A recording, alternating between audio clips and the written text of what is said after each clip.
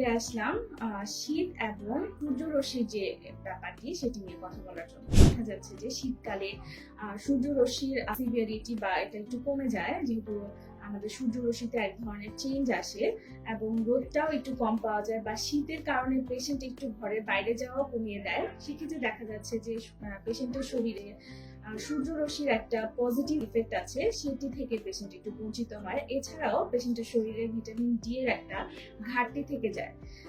But আমরা যেটা বলে থাকি পেশেন্টকে, শীত থাকলেও পেশেন্টদেরকে একটুখানি কষ্ট করে হলেও রোদের মধ্যে যেতে হবে। রোদ মানে হচ্ছে সকাল 9টা থেকে 10টার রোদটাই আমরা বলি যে এই সময় যে ইউভি রেটি আসে সেটি পেশেন্টের জন্য হার্মলেস।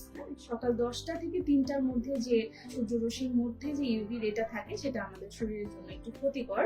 তো সেই সময়টা অ্যাভয়েড করে সকাল 9টা থেকে 10টার মধ্যে অল্প একটু, মানে 10 থেকে 15 মিনিটের জন্য একটু যদি রোদের তাপটি নিতে পারে, তাহলে পেশেন্টের শরীরে সূর্যরশ্মির গুড যে সাইন সেগুলো তারা নিতে পারবে এবং ভিটামিন ডি এর জন্য যে ঘাটতিটা তৈরি হচ্ছিল সেটিকেও তারা প্রিভেন্ট করতে পারবে।